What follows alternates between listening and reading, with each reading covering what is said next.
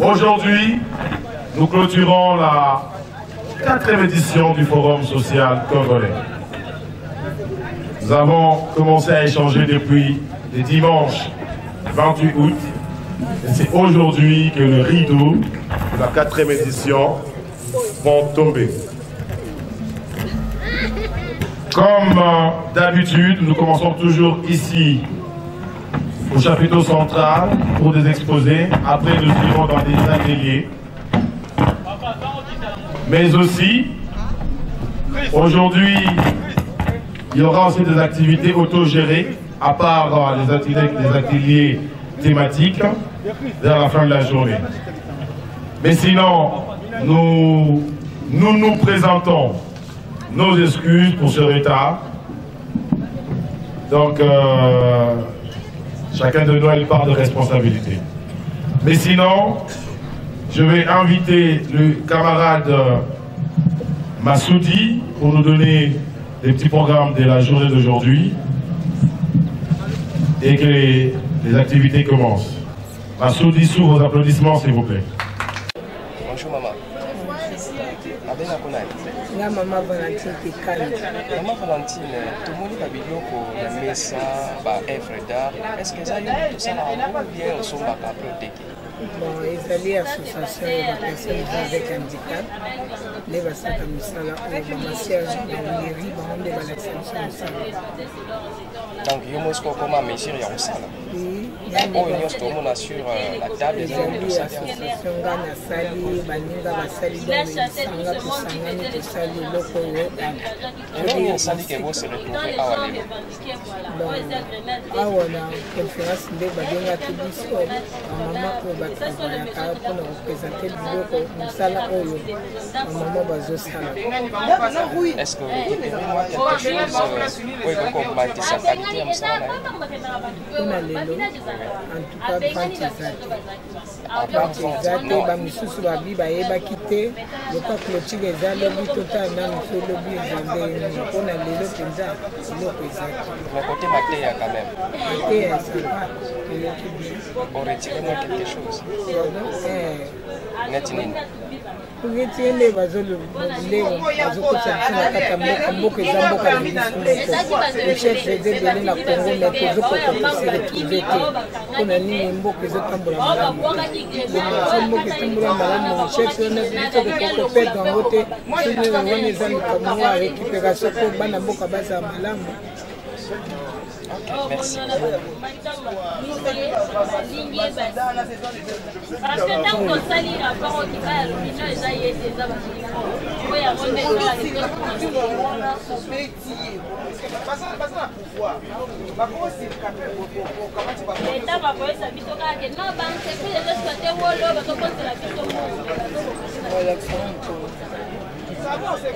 présent à la 4e édition du Forum social congolais. Qu'est-ce que vous amenez comme stratégie pour qu'il y ait une paix durable au niveau de Béni? Merci beaucoup, messieurs les journalistes. Nous venons au 4e Forum national pour demander, pour lancer un appel pathétique au niveau de toutes les associations, au niveau de toutes les personnes chargées du développement et de la mobilisation des sociétés, pour que nous puissions parler d'une même voix sur la paix au Nord Kivu. Nous voudrions demander une implication intercommunautaire pour que d'une seule voix nous disions non à ces massacres, pour que d'une seule voix nous disions non à toutes les personnes qui voudraient agenouiller la communauté Nandé, à Béni en particulier, et la communauté congolaise en général.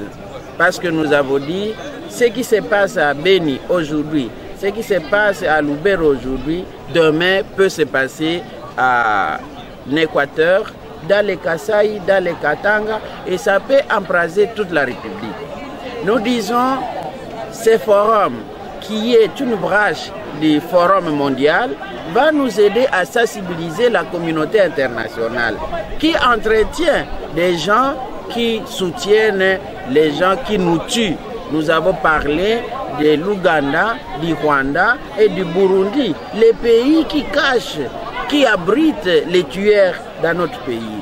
Donc ce forum va nous aider au niveau international de faire pression à ces pays-là pour qu'ils cessent d'entretenir ou de soutenir et d'appuyer les gens qui viennent déconstruire le Congo. Nous disons, ce forum va nous aider à rappeler à cette communauté qu'ils ne doivent pas tuer les Congolais pour le pétrole, pour le minerai. Ils doivent les chercher dans des voies légales et laisser la population en paix. Vous avez vu les images des compatriotes de Béni qui ont été tués le 13 de ce mois. Pour rien, des paysans qui viennent de leurs champs, des individus viennent les décapiter et ils s'enfuient dans la forêt. Nous demandons encore une fois à la communauté nationale de pouvoir se saisir de cette question, que cette quatrième édition du Forum congolais puisse resensibiliser le gouvernement pour qu'on ait un œil vraiment ouvert envers cette population en train de souffrir en train de ne plus travailler. En fait, là où il n'y a pas de paix, il n'y a pas de développement. En résumé, c'est ça. Merci, Président. Pour ce qui concerne les tribunaux, les jugements qui se font à Béni, nous pensons que ces jugements vont nous permettre et vont aider le gouvernement à nous dire effectivement qui est le véritable tueur en Béni. Parce que ce que nous avons toujours demandé au gouvernement, en fait, c'est dans leur travail, dans leur prérogative, de garantir l'intégrité territoriale et la sécurité de tous les paysans, de nous dire et de nous présenter les véritables tueurs de Béni, les véritables tueurs à l'est de la République de notre pays. Pour ce qui concerne les pays voisins, où on sait très bien que tous les rebelles se cachent là-bas, ils fuient là-bas, le gouvernement doit nous dire pourquoi ces gens-là ne sont pas extradés, par exemple, comme le font les autres pays. Des personnes qu'on sait qu'ils ont tuées dans notre pays, ils se cachent en Ouganda, ils se cachent au Rwanda, ils se cachent dans le Burundi. Mais pourquoi on ne peut pas les extrader pour qu'ils soient jugés chez nous ici? Et quand on leur demande de les mixer, par exemple, on dit non, ils doivent avoir un endroit particulier où ils doivent rester. Non, non. Les gens qui ont tué doivent être sanctionnés. Les gens qui ont tué ne doivent pas créer des partis politiques pour maintenant, aujourd'hui, dire le peuple est pour nous. C'est anormal ces choses. Le gouvernement doit tirer les conséquences de tous ces actes. Merci. Monsieur le Président, ce forum se tient à quelques jours seulement de l'atelier du dialogue, de l'organisation du dialogue par les Congolais. Quel est le message que vous avez? Nous n'avons jamais refusé que les Congolais dialoguent. Mais nous disons à ces dialogues qu'on parle de la question de l'Est de la République. Parce que Béni, Lubero ne sont pas une partie en dehors de la République démocratique du Congo. Aujourd'hui, tout le monde se tire les cheveux pour les élections à la date prévue, pour le respect de la Constitution. À Béni, où on coupe les gens, à Lubero, où les maisons sont incendiées, ils vont aller voter quel jour? Quand est-ce que nous allons les parler des élections? Nous devons apaiser toutes ces personnes-là. Et donc, nous pensons qu'au dialogue, la question des tueries, des génocides à Béni dans le Nord Kivu va faire partie des questions qui doivent être traitées et nous les souhaitons fermement parce que c'est une question fondamentale. Sinon, c'est une partie du pays qui est en train d'être sacrifiée par les Congolais eux-mêmes. Merci. Merci beaucoup.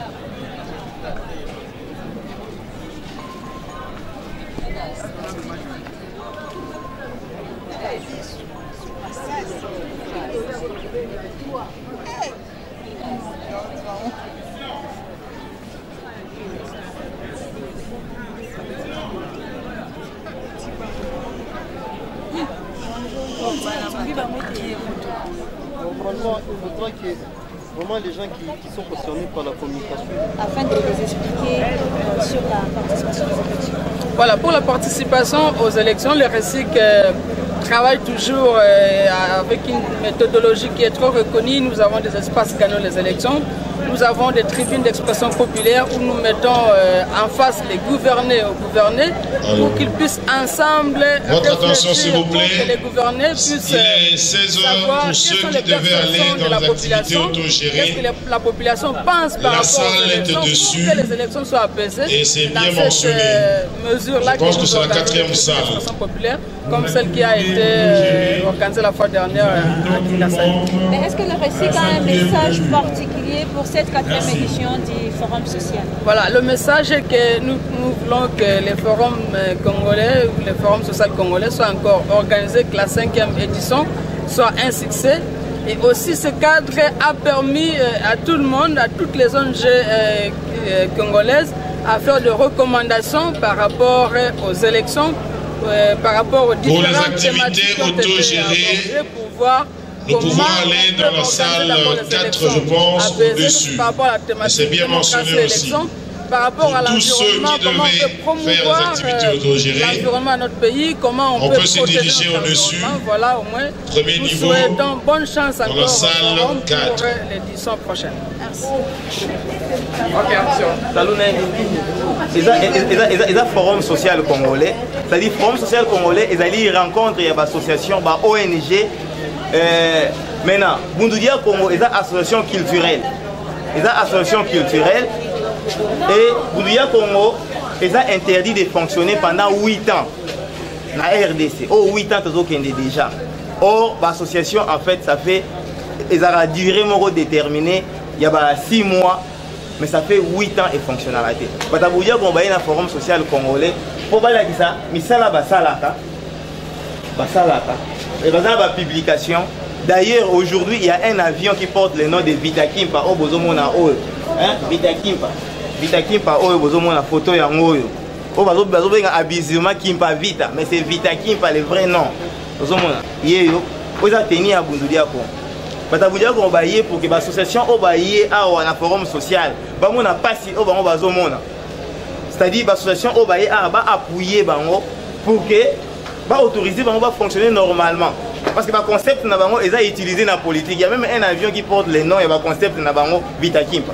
Pour Bundudia Congo, par exemple, Vitakimpa a un modèle d'émancipation. Il y a des femmes. Son date, c'est-à-dire elle a vécu de 1681 à 1702. C'est le modèle de l'émancipation de la femme. Donc, dans la télé à Bundudia Congo, on montre à la femme africaine que les modèles, en Afrique, il y a des modèles. Parce que Vitakimpa s'est battu sur le plan politique. Elle a voulu réunifier l'empire Mobimba Oyobamba portugais Panzaki. Elle a mis à 21 ans, d'accord. Donc c'est le modèle de l'émancipation de la femme. Donc en Afrique, on a des modèles. Voilà le travail de Bundudia Congo à Bandaki Kosala. Mais Bundudia Congo ne fonctionne que dans un pays qui respecte la démocratie. Comme en Angleterre, en France, en Belgique. Alors, Bundudia Congo même dans le dialogue, pour que dans le dialogue, dans le premier point, va traiter Kanaï. Bundudia Congo va fonctionner normalement. Comme l'église, comme l'association culturelle, surtout. Le problème est qu'il y a Bundudia Congo, il paraîtrait qu'il y a un groupe de gens à Bundudia Congo, on n'a pas Congo, qui avait commis des problèmes. C'est comme 2 personnes à l'église catholique. L'église catholique, c'est une injustice. Donc, il y a un forum social pour que cette injustice, Bundudia Congo a subir. Bundudia Congo a subir injustice. C'est si 2 personnes à Bundudia Congo vont commettre des forfaits là-bas. La loi n'a qu'à juger les 2 personnes, mais aller jusqu'à interdire un mouvement culturel. Une église, c'est comme 2 personnes à l'église catholique vont commettre quelque chose quelque part dans la province, et loi est venue dans l'église catholique. Donc, Bundudia comprend qu'il y a injustice, et pour que l'association soit appuyée pour que l'église n'a pas normalement. Donc, il y a des victoire. Donc, après le forum, il faut aller la tenir à bon bango. Parce que les interdit. On va organiser Bundudia Congo, BDK, Bundudia Congo. Donc, à la tenir au yoté. Il y a bazo senga à ce que Bafongola. Même dialogue, Bundudia Congo est d'accord pour un dialogue. Parce que le premier point, et ça va lever injustice au Bundudia Congo a subi depuis 8 ans. C'est quoi depuis le 2e jour, il y a forum. Et donc, il y a apporter une onde de plus dans la revendication. En fait, le forum social est lié aux associations, aux ONG, écoute pour élargir l'activité dans la Bundudia Congo, tant que va poser des questions, il y a un stand de Bundudia Congo. Les stands modestes, stand de Bundudia Congo, il y a un ouvrage à publier, ouvrage. Il y a une idée, par exemple, envoyer l'image, il y a un modèle, il y a émancipation de la femme. Mamoni qui va télé pour dire qu'on a ça là sur l'émancipation et ça va ils ont mettre en valeur en fait la valeur il y a Afrique pour que les Africains va compter d'abord sur eux-mêmes en matière d'émancipation de la femme au lieu de dépenser beaucoup d'argent inutile pour le forum il y a genre émancipation de la femme alors que nous avons des modèles, nous avons des cas de figure qu'on peut utiliser, qu'on peut puiser dans l'Afrique. Ok, merci. Voilà. Par exemple, le 4 janvier, où Ezali Kassavou Boutan Azali na prison, un Kanza Daniel na prison, où le maître Croquet, maître Croquet, avocat français, ça dit dire qu'on contribue aussi dans la vulgariser histoire vraie à RDC. Fumu Kimbangu, un leader aussi qui a travaillé sur le plan politique et religieux à RDC.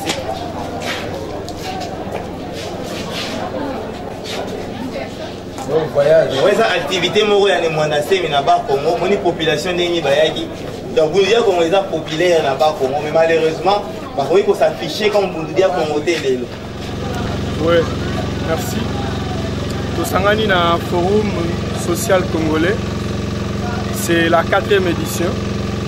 Forum ezo sangisa ba organisation topé ba ONG et la société civile, les organisations non gouvernementales. Na yango toye awa kosangisa mayele pe koyeba ndenge nini tokosala mpona kobooster oyo kozala bongo changement social, c'est-à-dire na ba organisation nyonso na niveau ya l'État, na niveau ya biso population, na niveau ya oyo etali justice. Est-ce que mambi maso wana eza kotambola malamu to te? Et tobandaki lobi loleki, c'est-à-dire dimanche wana devait côté la kozala bongo na ouverture pe ezalaki na assemblée générale plénière na oyo toyei koloba bongo ba grande ligne oyo batelisaki biso les défis ou les enjeux de la mondialisation. Na yango wana bandeko mpe basalela biso mpe lisusu résumé lelo mokolo ya lelo lundi basala so résumé ya forum mondial oyo utaki koleka na Canada bayebaki kotelisa biso ke depuis 1960 ti kino moi ya lelo oyo mondele to bato ya nord bandaki kopesa biso makoki mpona koyeba nde nini ya kosoutenir ba œuvre na biso. Et maintenant mondele akomi kolemba et maintenant ça dépend à nous maintenant de se prendre en charge. Nini tokosala po tozwa tobizwa en charge. Na yango wana biso le bato ya société civile toyebaki kokosangana na oyo cadre oyo babengi forum social congolais. Na yango nde tokosangisa mayele mpe tokosala barecommandation tokobakisa mpe basuggestion na biso nde tosali document final mpona koyeba kopartage na acquis des droits. Merci, on vous appelle Christian Congo. Merci beaucoup.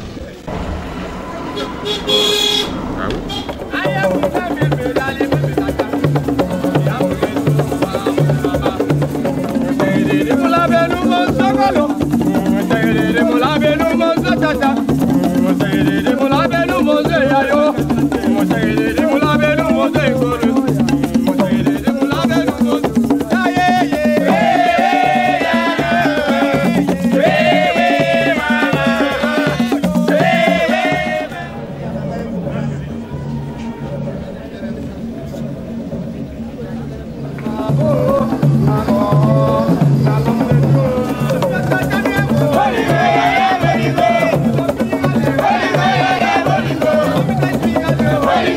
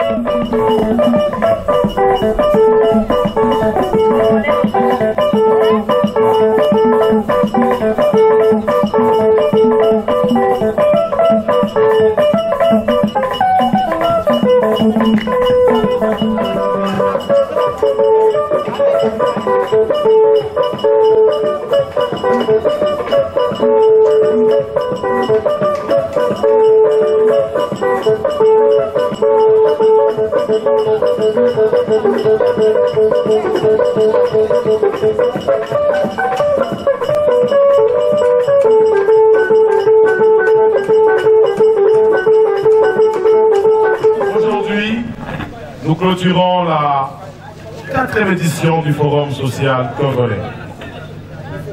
Nous avons commencé à échanger depuis le dimanche 28 août. Et c'est aujourd'hui que le rideau de la 4e édition vont tomber. Comme d'habitude, nous commençons toujours ici au chapiteau central pour des exposés. Après, nous irons dans des ateliers.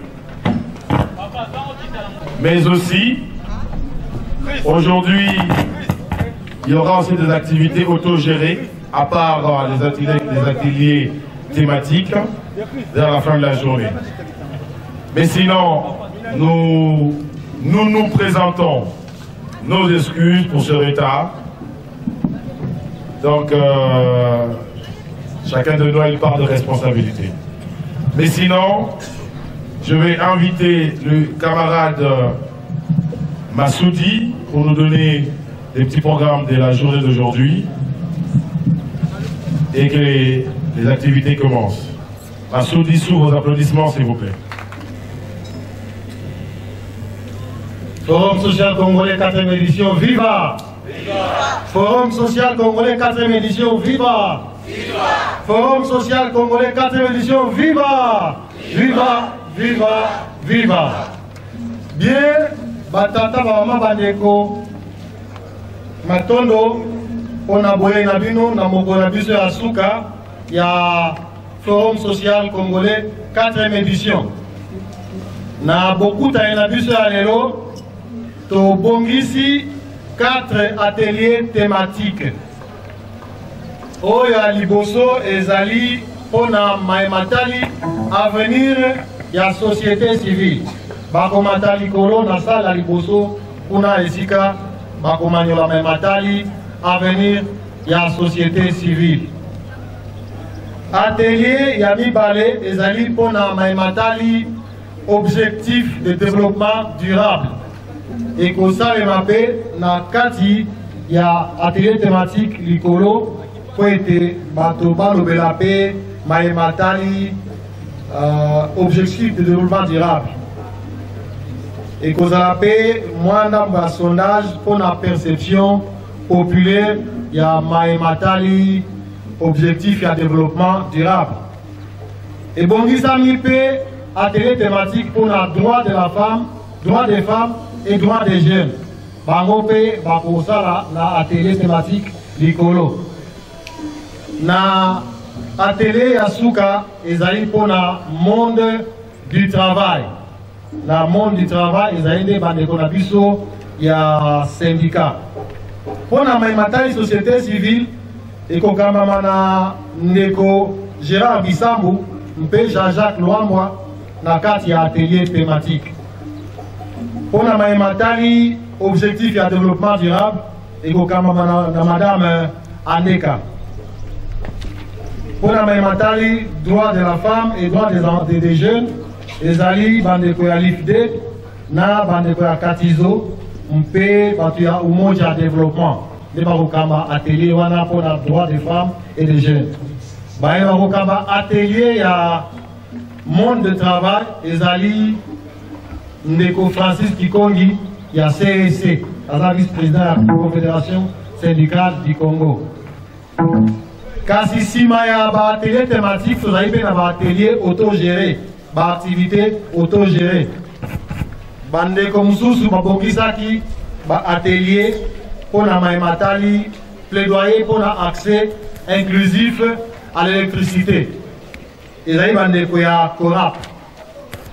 Ezali pe bandeko ya Rodesic pe babongisaki kosala tribune d'expression populaire pour la participation de la femme. Tozali pe na bandeko ya FESOL, Festival de solidarité, babongisi pe atelier à bango pour la art et culture. Tozali pe na bandeko ya INE, babongisi pe activité autogérée pour le Belamakobataï pollution sonore. Bandeko mususu ya si je ne savais, bazali na bosenga kosala atelier pour la santé de reproduction pe LGBT. Sima ya ba atelier wana ndenge tozali nango 4 ateliers, tokosenga nde ba participant na chaque atelier ba pesa biso ba engagement na bango mpe ba résolution o bango ba kani kosala sima ya 4e édition ya Forum social congolais. Osuka na maso tokozonga lisusu awa na chapiteau central po ete toyoka ba engagement nini mbela nini biso banso toko tinda lolaka epa bakambi mboka epa bandeko mususu baza na biso te po ete biso banso tozala na esprit moko mpe esika moko na kolandela ba engagement oyo mikano oyo tozwaki na mokolo lelo. Na yango na kosenga bazo kokamba biso na ba atelier thématique moko na moko na atelier thématique oyo ezo ko concerner ye akoka ko kota na atelier thématique likolo ba o pe ba activité autogérée pe ba banda à partir ya 13h ti 14h pour tozonga awa à 14h à partir de 16h pour être totanga appel final oyo ekouta epa na biso. Kasi pona batu baye ba ete banani bazokamba bango na kosenga ndeko Gérard Bisambo na Jean-Jacques Lwangwa baleka na boye po ete baye bakokota na atelier ya avenir ya société civile baye bango bango nde bakokamba atelier na biso ya avenir de la société civile dans le contexte de la réforme. Bobetani maboko pona bango. Tokobenga pe madame Andeka po ete baye bakokota na atelier thématique sur les objectifs de développement durable. Boya Maniego, boya ba maman oya biso baza engagé benza na cause ya développement, objectif de développement durable pour sa mise en œuvre en République démocratique du Congo. Tokosenga pe bandeko ya l'IFDEC donc Boni na équipe na ye Emmanuel Bourama ya Katizo pe Jean-Charles Beba ya UDD o esika bakokamba biso.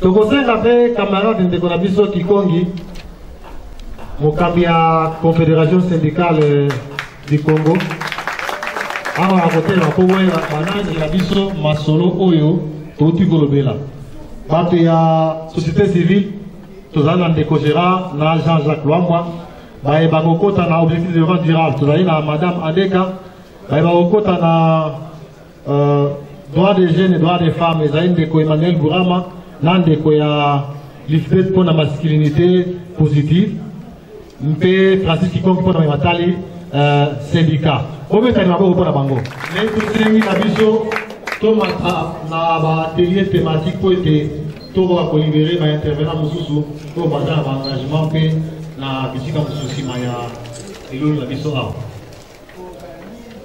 misala bilamu.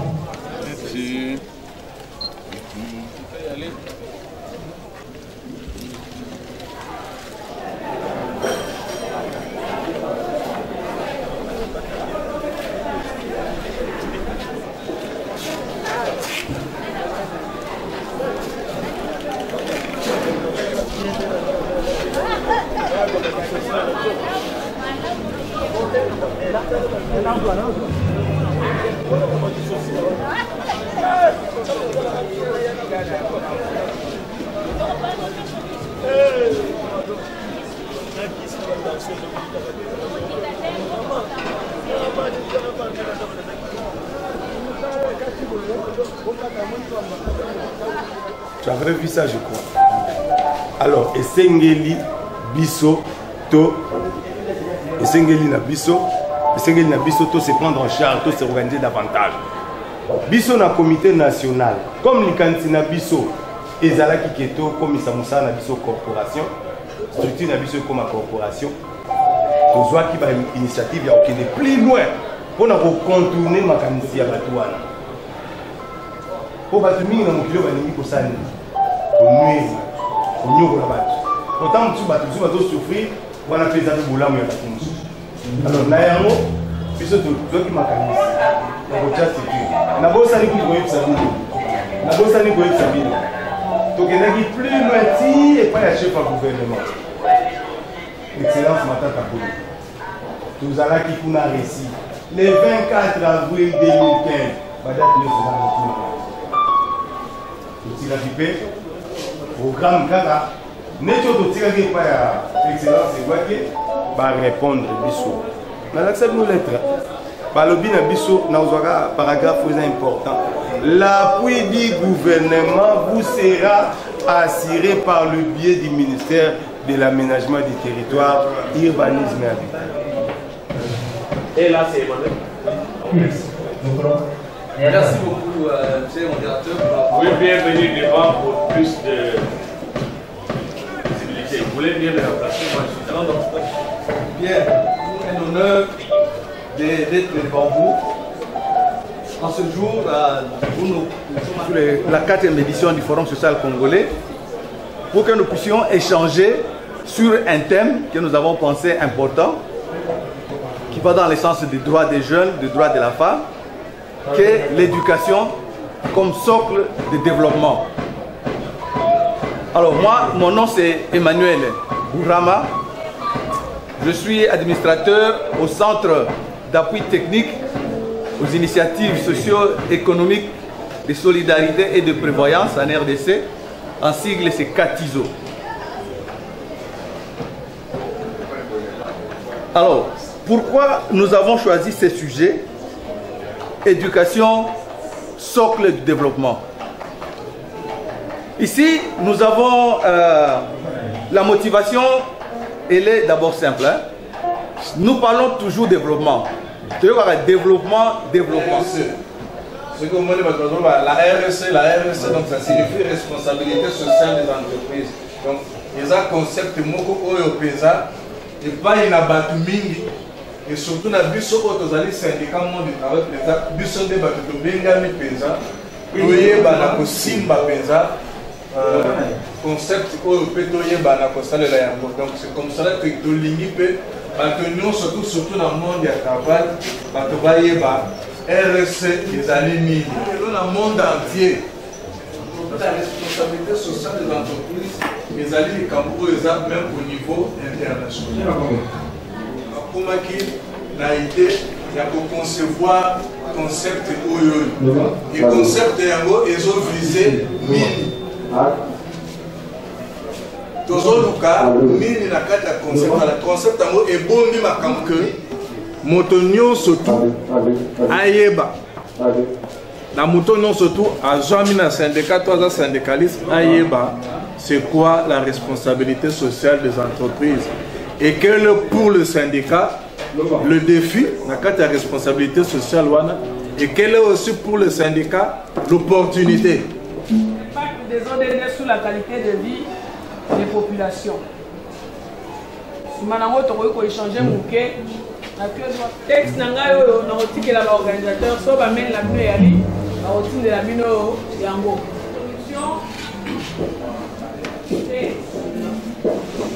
Les 17 objectifs de développement durable à l'horizon 2030 adoptés par les dirigeants du monde en septembre 2015 lors d'un sommet historique des Nations Unies sont entrés en vigueur. Au cours des 15 prochaines années, ces nouveaux objectifs qui s'appliquent à tous les pays mobiliseront les énergies pour mettre fin à toute forme de pauvreté, combattre les inégalités et s'attaquer au changement climatique en veillant à n'exclure personne. Il y a eu 80 pays qui ont participé aux consultations pour Nababiminsaba ODDO. 80 pays ont participé aux consultations.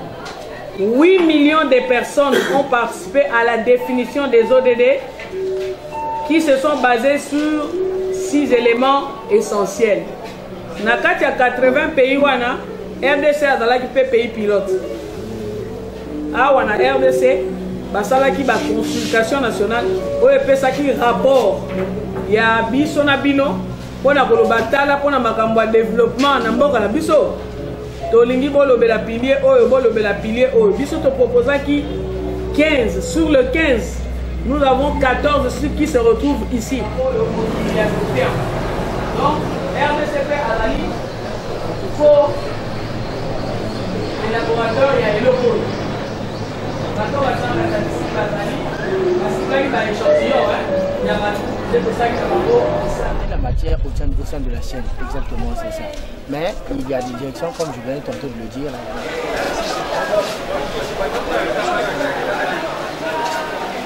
Venez ici.